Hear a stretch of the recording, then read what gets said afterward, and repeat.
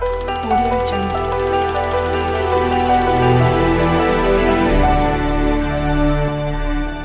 और अब आइए कि किसी की शायरी बकवास लगती है खलिश साहब।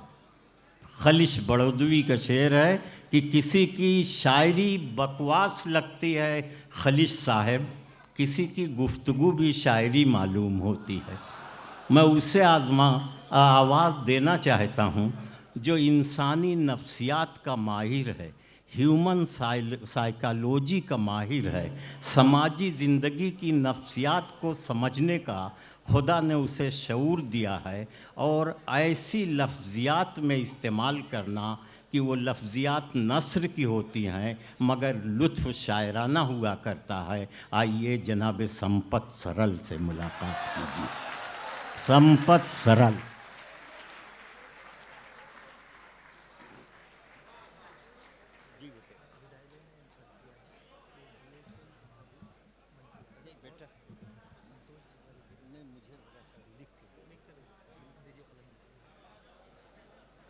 आप जो दाएं बाएं खड़े हैं, पीछे कुर्सियां खाली हैं, बैठो आराम से। खाली कुर्सियों के बावजूद लोग खड़े हैं। दरअसल हिंदुस्तानी आदमी ऐसी किसी चीज पर बैठना ही नहीं चाहता जिस पे लेट नहीं सकता हो।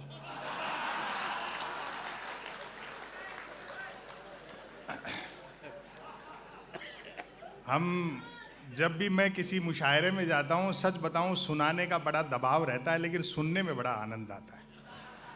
वो इतने डूब करके सुन रहे थे, सब लोगों ने अच्छा सुनाया। 80 साल के सरोज कुमार जी का आपने अभिवादन किया, सम्मान किया, और बड़ी उम्र के जितने भी हमारे जो 4-5 शायर जब मंच पर आए तो सब लोगों ने खड़े होकर के उनका सम्मान किया। निश्चित ही आपकी जो संस्था है वो अदबी कुनबा है, वरना यही 4-5 लोग पॉलिटिक्स में होते तो अब तक मार्गदर्शक मंडल में होते।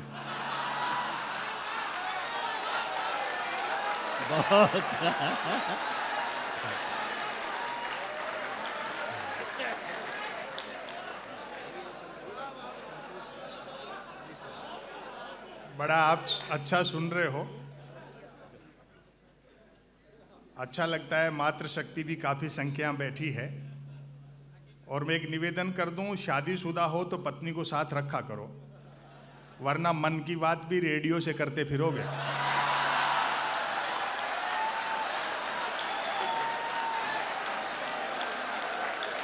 वाह वाह वाह वाह, क्या कहने भाई, वाह जिंदाबाद। वो तंज लतीफ़ किसे कहते हैं ये संपत जी को सुन के समझ में आता है कि तंज लतीफ़ किसे कहा जाता। बहुत अच्छा। वो विधायक महोदय थे, चले गए। मुझे नहीं मालूम किस पार्टी के थे। अभी पिछले दिनों मैं ऐसे ही सामने विधायक बैठे थे, ऐसे पूछ लिया मैंने कि साहब कांग्रेस में हो क्या? बोलो ना, मैं बीजेपी में हूँ, कांग्रेस में घंटे भर पहले था।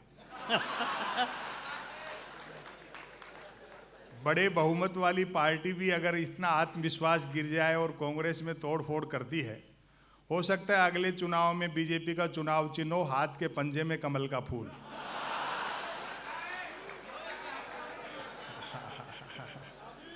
हाँ, ये शरद जोशी का शहर है, राजेंद्र माथुर का शहर है।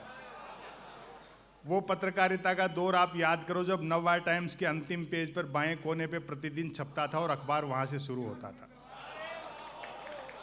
उर्दू अदब में इशारे से बात की जाती है, हिंदी हमें सीधा नाम लेने की छूट देती है, और जिस तरह की व्यवस्थाएं चलती हैं उसमें नाम लेना जरूरी है।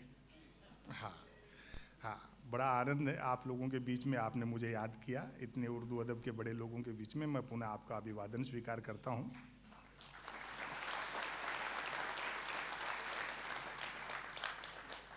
विकास का एजेंडा कह करके आए थे, कुर्सी मिलते एजेंडे के विकास में लग गए।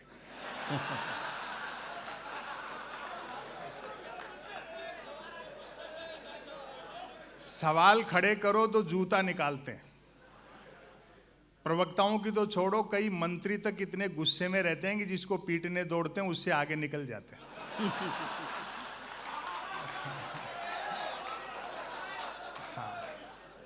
देश में मूर्खताओं से बड़ी चहल पहल है।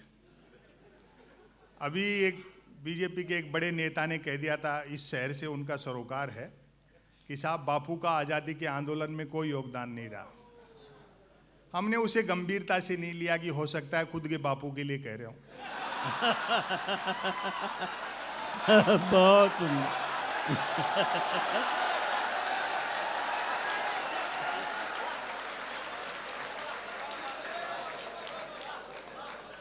फिर एक उन्हीं की सरकार के प्रदेश के एक स्वास्थ्य मंत्री ने कहा, गांधी का कद किस तरह से छोटा किया जाता है, जो राष्ट्रपिता है। प्रदेश के स्वास्थ्य मंत्री ने कहा कि साहब गांधी जी का चित्र नोटों पे छपता है, उससे मुद्रा का अवमूल्यन हो गया, कीमत घट गई। यही भारतीय प्रजातंत्र की डेमोक्रेसी की खूबसूरती है कि शारीरिक और मानसिक रूप से बीमार आदमी भी स्वास्थ्य मंत्री बनाया जा सकता है।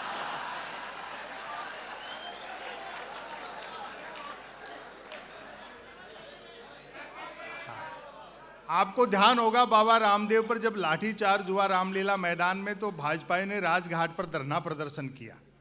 आज की सम्मानीय विदेश मंत्री आदरणीय सुषमा स्वराज जी ने उसमें डांस किया था। ये गांधी को लेकर कितने गंभीर हैं। सुषमा स्वराज जी का डांस देखकर राजघाट पर मेरे ख्याल गांधी जी ने भी सिर पीट लिया होगा कि यार मैंने अंग्रेजों से लड़ाई स्वराज के लिए लड़ी थी कि सुषमा स्वराज के लिए लड़ी थी।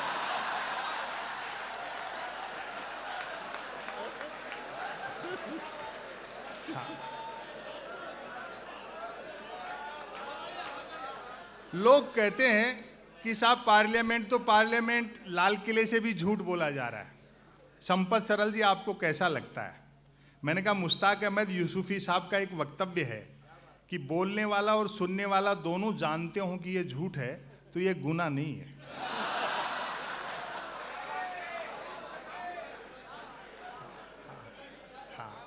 कार्यक्रम का समय 7 बजे का था, आप थोड़ा देर से शुरू कर पाए, और सरोज कुमार जी भी एक शायर को सुन करके चले गए थे। उम्र का तकाजा भी हो सकता है। बाकी जिसको सम्मान करो उसको अंत तक बिठाना हो तो चेक सबके लास्ट में दिया करो।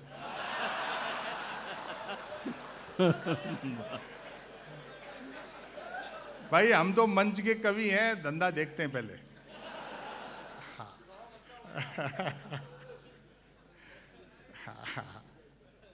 ये कार्यक्रम 2-1 साल में सारे देश के कार्यक्रम समय से शुरू हो जाएंगे, जब देश में बुलेट ट्रेन चल जाएगी। सुनते हैं कि उस बुलेट ट्रेन का किराया भी कम होगा और वो सवारियां लेने भी घर घर जाएगी। और आदरणीय प्रधानमंत्री जी ने बड़ा दिमाग से काम लिया, जिसको कहते हैं ना हिंदुस्तानी दिमाग। जापान से कर्जा भी 50 साल के लिए लिया बुलेट ट्रेन के लिए। वो जानते हैं 50 साल बाद न देने वाले बचेंगे न लेने वाले बचेंगे।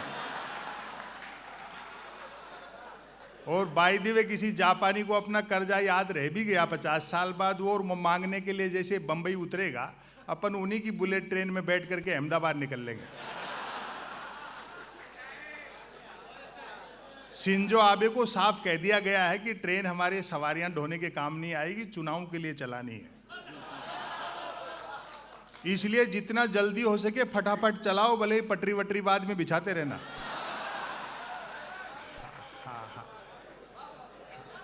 मुझे अटपटा लगता है विपक्ष जब किसी एक आदमी को टारगेट करता है। हमारे आदरणीय प्रधानमंत्री जी की डिग्री पे सवाल उठाए गए, मुझे अच्छा नहीं लगा। भाई जब सैटेलाइट लॉन्च होकर कक्षा में स्थापित हो गया और धरती के चक्कर काट रहा, फिर क्यों डिजाइन पे बहस कर रहे हो?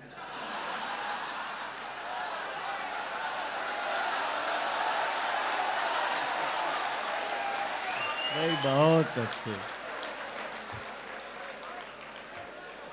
हालांकि डिग्री से अनुभव बड़ा होता है, डिग्री से अनुभव बड़ा होता है।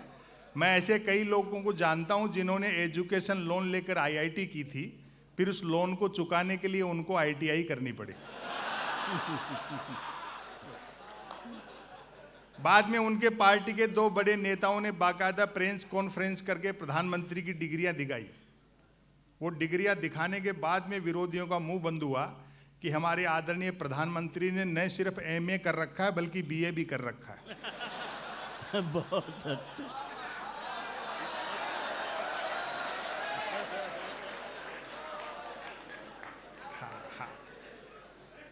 आप कुछ भी बोलो, भ्रष्टाचार में बदलाव आया है, भ्रष्टाचार में बदलाव आया है। रेट डबल हो गए, गारंटी आधी है। हाँ, वो मेरा जो बैंक का खाता है वो अलग ढंग से खाता है।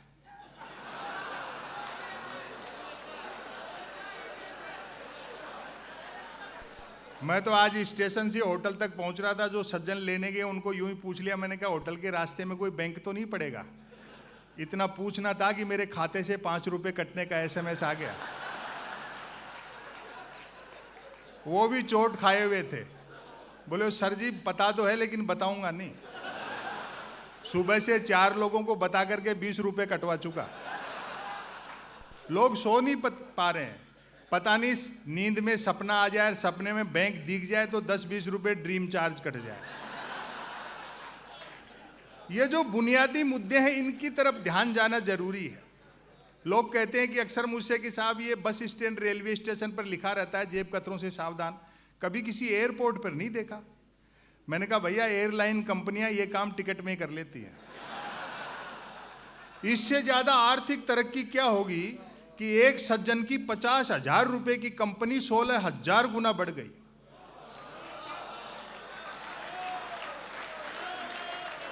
और व्यंग पर आपकी अब दाद उठे, लेकिन ऐसे खिलाड़ी को कौन आउट करे जिसके पिताजी एम्पायर हों।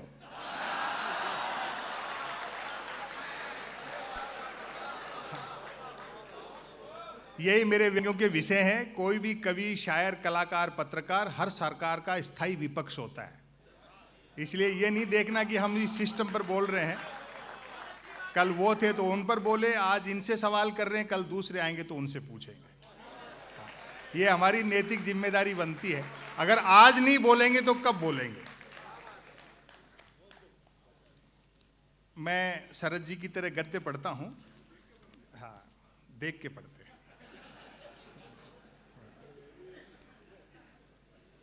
जिस दौर में हम जी रहे हैं वो सोशल मीडिया, टेलीविजन, इन तमाम, मैं तो इनको व्यवधान मानता हूं, ये मदद कम कर रहे हैं, भ्रमित ज्यादा कर रहे हैं। वो टीवी देखो जो प्राइम टाइम पर बहस आती है, पत्रकार बंधु यहाँ बैठे हो, माफी चाहता हूँ, उनकी गलती नहीं है, उनके पीछे जो लोग हैं मीडिया हाउस चलाने वाले, जिन्हें राज्यसभा की मेंबरी चाहिए।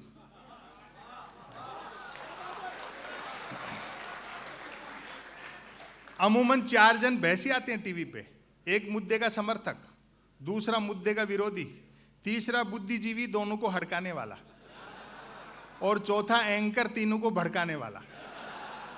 और व्यंग पर आपकी दाद उठेगी, चौथा एंकर तीनों को भड़काने वाला। बहस होनी होती है गरीबी की रेखा पर और करते रहते हैं रेखा की गरीबी पर। आजाद भारत में जो हमने थोड़ा सा पढ़ा है या समझदार होने के बाद जो देखा है, ये पहला मौका है जब गलती सरकार करती है और मीडिया सवाल विपक्ष से कर रहा है।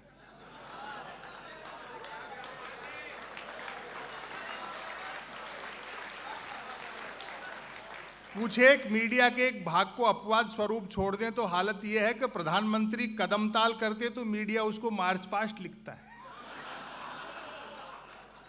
ये मीडिया दिखता दिए के साथ है लेकिन है हवा के साथ।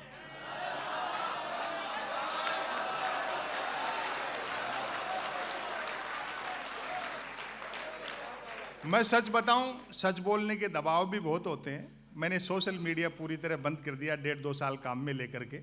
हालांकि बंद करने के 1-2 दिन तक तो मुझे यूं लगा जैसे नई नई नौकरी छूट गई हो। हाँ, बड़े गाली गलोच, अशिष्ट और इस तरह का, मगर क्यों जवाब दें इनको, समय अपने आप सब सिखा देगा। जिन्हें मार्गदर्शक मंडल में डाल दिया आज उनको अकल आ गई ना कि राम किसी मठ में नहीं घट में रहते हैं। जो सोशल मीडिया के माध्यम से अपशब्द, अशिष्ट भाषा का इस्तेमाल करते हैं उनको जवाब मत दो, वो आपको होमवर्क देने के लिए छोड़े गए हैं। उनके झांसे में मत फंसो, एक दिन उनको भी जल्दी अक्ल आ जाएगी, उन नौजवानों को। क्योंकि इंडिया को कितना भी डिजिटल कर दो, रोटी गूगल से डाउनलोड नहीं हो सकती।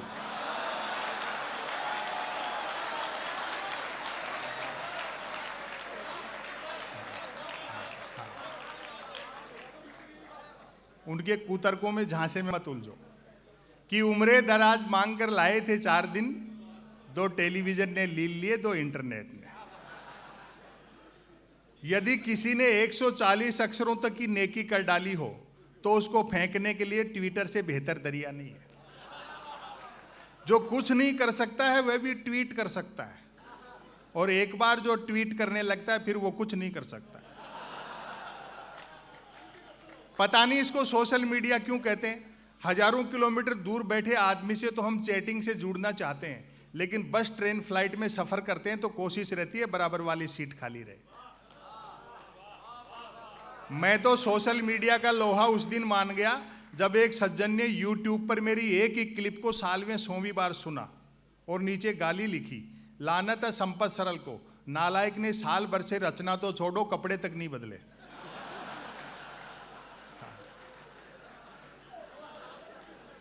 एक आ गई है सेल्फी, ये आत्ममुग्धता का दौर है।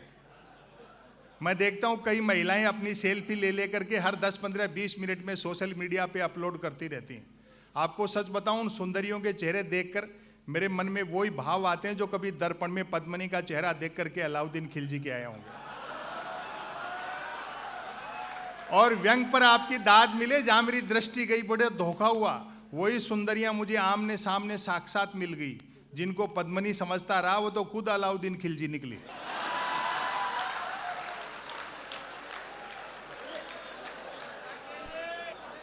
और कुछ नहीं करना आपको, एक मेल अकाउंट खोलना है जो बैंक अकाउंट खोलने से भी आसान है। बैंक अकाउंट खोलने के लिए कुछ तो आधार चाहिए, मेल अकाउंट तो निराधार व्यक्ति भी खोल सकता है।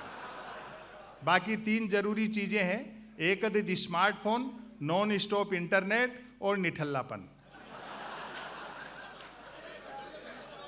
लेकिन सोशल मीडिया के फायदे भी हैं। एक तो आदमी घर बैठे आवारागर्दी कर सकता है, और आज की रात अगर मैंने कोई अच्छी बात कह दी हो, आपको सोचने पर विवश कर दे, तो आपकी दाद चाहूंगा। सोशल मीडिया का सबसे बड़ा फायदा यह है, बेरोजगारी पूरी तरह खत्म हो गई, क्योंकि हर हाथ को काम मिल चुका है।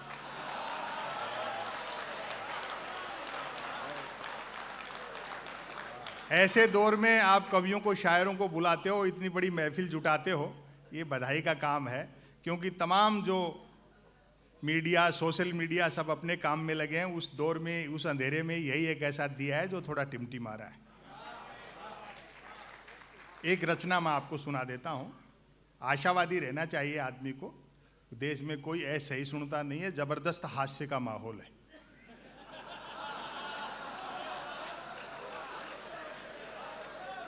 जिन्होंने अच्छे दिन का वादा किया था उनको उनका वादा याद दिलाओ तो खुद ही हंसने लगते हैं।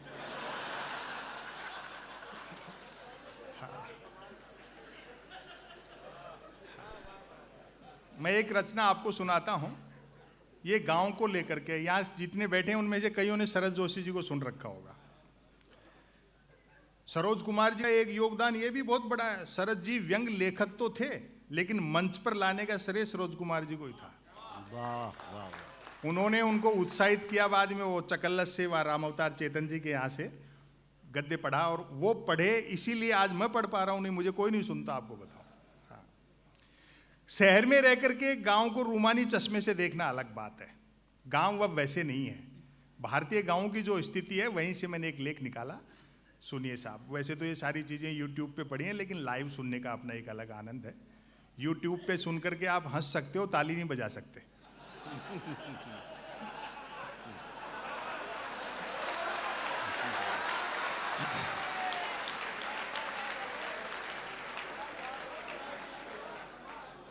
शहर की तुलना में राग, द्वेष, ईर्ष्या, घटिया राजनीति और ये सारी चीजें गांव में ज्यादा होती है। लेकिन गांव में बस एक चीज है, सेंस ऑफ ह्यूमर, परिहास वृत्ति। शाम को मजाक करते हैं, बुरा मानते हैं। गांव का आदमी सुबह वैसा का वैसा। शहर के आदमी से मजाक कर लो, जिंदगी भर गांठ बांध के रखता है। हाँ, बस ये जो सेंस ऑफ ह्यूमर है, यही गांव को शहर से अलग करता है। बाकी सारी चीजें वह उससे भी बदतर हैं गांव में। बड़ा हल्ला है स्मार्ट सिटी का।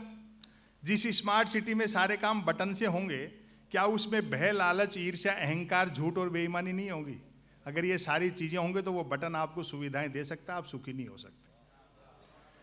डिजिटल इंडिया का ढोल पीटा जा रहा है। गांधी जी कहते थे टेक्नोलॉजी मशीन साधन है, साध्य नहीं है। मैं आपको लिमिटेशन बताता हूं टेक्नोलॉजी की। जब एडिसन ने बल्ब का आविष्कार किया, तब बल्ब के कारोबारियों ने भी ये दावा किया होगा कि ये अंधेरे के ताबूत में आखिरी कील है। आज हम देख रहे हैं लोग अंधेरे का फायदा उठाकर चोरी करते हैं और चुराए गए माल का बंटवारा बल्ब जलाकर किया जा रहा है।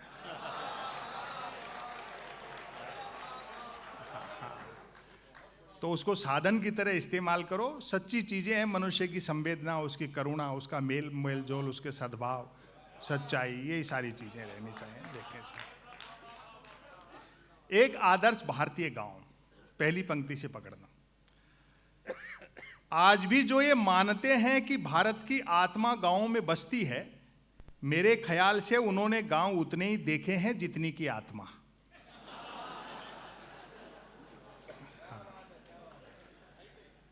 जिस आदर्श गांव का जिक्र मैं करने जा रहा हूं वह राजधानी से 10 किलोमीटर पश्चिम में है। चूंकि रास्ते में शराब के कई ठेके पड़ते हैं, अतः यह दूरी घटती बढ़ती भी रहती है।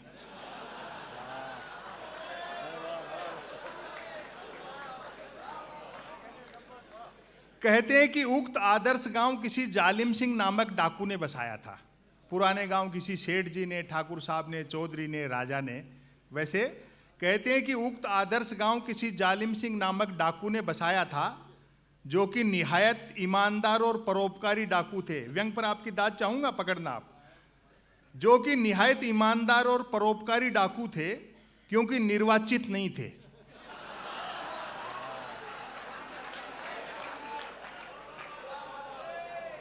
हालांकि बाद में उन्होंने भी डाकू जीवन से वीआरएस लेकर पॉलिटिक्स ज्वाइन कर ली थी। उनके समझ में आ गया होगा कि एक डाकू को जिनके डकैती डालने जाना पड़ता है, चुनाव जीत लेने पर वे ही लोग घर बैठे दे जाते हैं। यूं भी अपराध और राजनीति में महज वोटिंग का ही तो अंतर रह गया है। असली स्वच्छ भारत अभियान कहां चलाने की जरूरत है, जिसपे एक पार्टी का एक नेता नहीं बोलता। व्यंग आज की रात इससे आक्रामक मैं कह नहीं सकता था, बात आप तक पहुंच जाए तो मुझे बताना। यूं भी अपराध और राजनीति में महज वोटिंग का ही तो अंतर रह गया है। संसद पर जिन आतंकियों ने हमला किया था, सुरक्षा प्रहरियों ने उन्हें गोली मारने से पहले निश्चित ही कहा होगा, मानते हैं आप आतंकवादी हैं, चाहे कितने भी बड़े अपराधी हैं, लेकिन चुनाव जीते बिना अंदर नहीं जाने देंगे।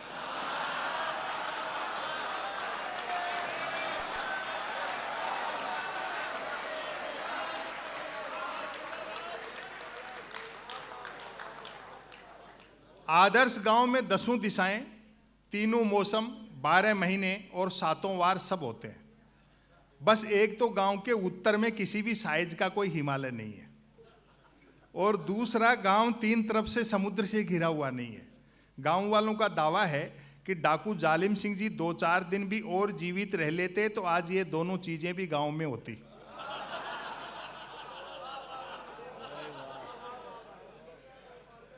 गांव के लोग किफायती इस हद तक हैं कि किसी को मिस कॉल तक अपने फोन से नहीं मारते। और अगली पंक्ति पर देखना व्यंग, गांव के लोग किफायती इस हद तक हैं कि किसी को मिस कॉल तक अपने फोन से नहीं मारते, और दरिया दिल ऐसे कि मिस कॉल मारने के बाद फोन कर करके भी पूछते रहते हैं कि मिस कॉल मिला क्या।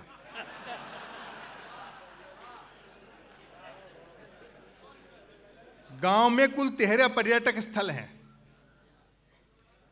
बैठ साहब, कोई बात नहीं, लोग धीरे धीरे आ रहे हैं, सोच के चलो अब तक तो खत्म हो ही गया होगा।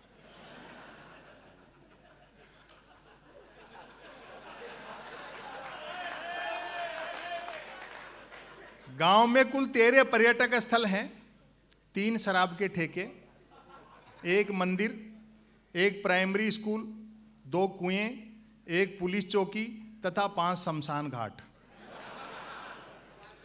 सरकारी ठेकों के बावजूद हस्त निर्मित शराब को ही प्रायोरिटी दी जाती है, ताकि ग्लोबलाइजेशन के इस भीषण दौर में भी स्वदेशीपन बना रहे। अधिकांश लोग शराब पीते हैं, कई नहीं भी पीते हैं। जो नहीं पीते हैं वे पीने वालों को समझाते बुझाते रहते हैं। उनके समझाए से जब पीने वाले नहीं समझते हैं तो दुखी होकर वे भी पीने लगते हैं।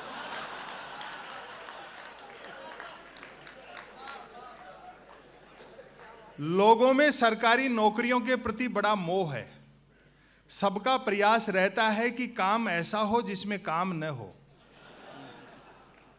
जहाँ तक मेहनत मजदूरी का सवाल है, मेहनत करने वाले को मजदूरी नहीं मिलती और जिसे मजदूरी मिल जाती है वह मेहनत बंद कर देता है।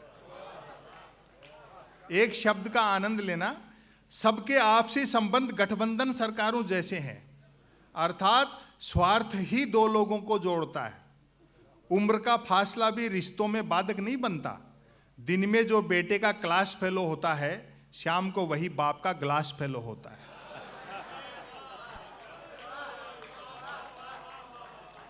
दो तीन लोग ताली बजा रहे हैं, आप भी रहने दो।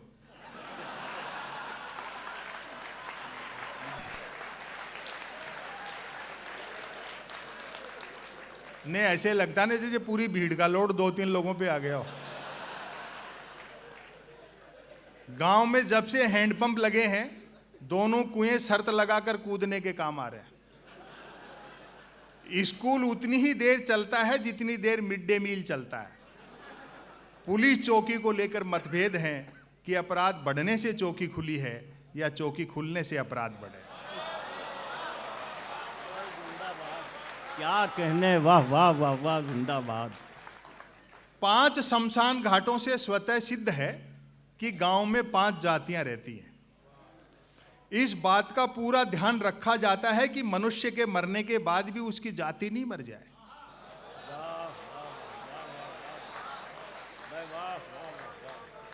एक दफा कै जाति के लोगों ने अपना एक शव गफलत में कै जाति के शमशान में जला दिया।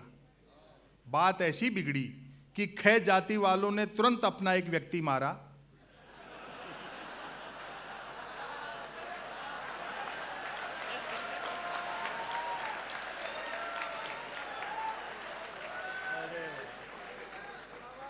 और उसे कै जाति के शमशान में जलाकर बदला लिया। और तालियां तो अब बजेंगी।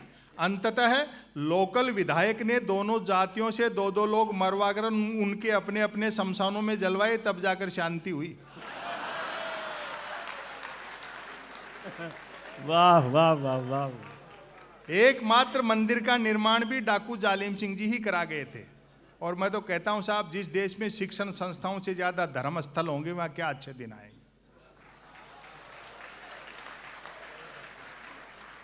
एकमात्र मंदिर का निर्माण भी डाकू जालिम सिंह जी ही करा गए थे। था है कि एक रात सपने में उन्हें एक साधु ने ताना मार दिया था कि मूर्ख, लूट का माल यूं ही नहीं पचेगा, थोड़ा दान धर्म भी करना सीख। कहते हैं बात ऐसी चुभी कि डाकू जालिम सिंह जी ने अगली ही रात आसपास के कई मंदिरों को लूटा और उसी मेहनत की कमाई से इस मंदिर का निर्माण करवाया।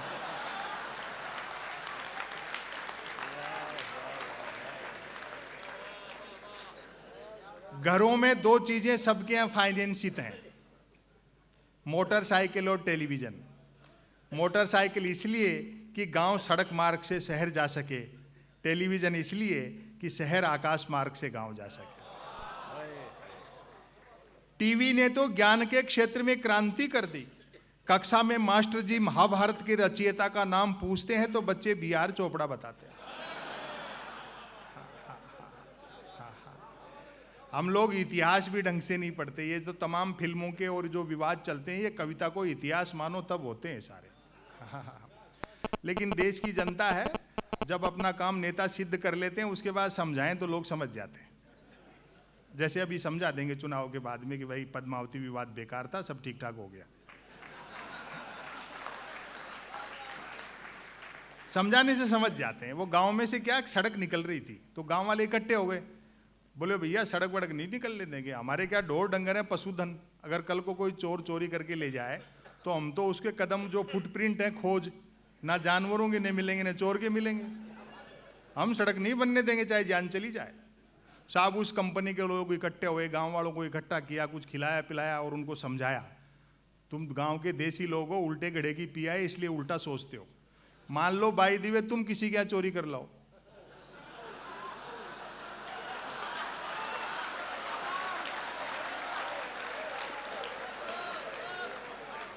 तो ये कितनी अच्छी बात है कि तुम्हारे पैरों के, जानवरों के पैरों के निशान उनको नहीं मिलेंगे। गांव वाले घर से गैती फावड़ा उठा लाए, बोले जान निकल जाए चाहे सड़क यहीं बनेगी। तो जैसे काम सिद्ध होगा नेता आएंगे समझा देंगे भैया कोई पद्मावती विवाद नहीं, सब ठीक ठाक हो गया। समापन कर रहा हूं, समापन पर तालियों से विदा कर देना, वरना इसको फिर शुरू कर सकता हूं। जो हो, बहुत अच्छा सुना आप। जो हो, गांव वालों में परिहास वृत्ति लाजवाब है। चरणदास जी हड़बड़ी में जरा छोटे जूते खरीद लाए।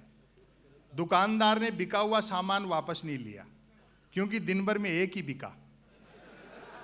लाचार चरणदास जी को ठांसे गए जूते काट रहे हैं और वह लंगड़ाते हुए चल रहे हैं। रास्ते में टकरा गया रामधन, पूछ बैठा, चरणदास जी ये जूते कहां से मार लाए? मतलब कितने के पड़े? एक तो जूते काट रहे थे, ऊपर से रामधन की मार लाए और पड़े जैसी भाषा। बड़े शायरों को सुनना है, भरपूर तालियों से विदा करना। ऊपर से रामधन की मार लाए और पड़े जैसी भाषा। चरणदास जी ने झल्ला कर कहा, पेड़ से तोड़ें। रामधन बोला, महाराज कच्चे तोड़ लिए। बहुत अच्छे, क्या कहने, वाह वाह वाह।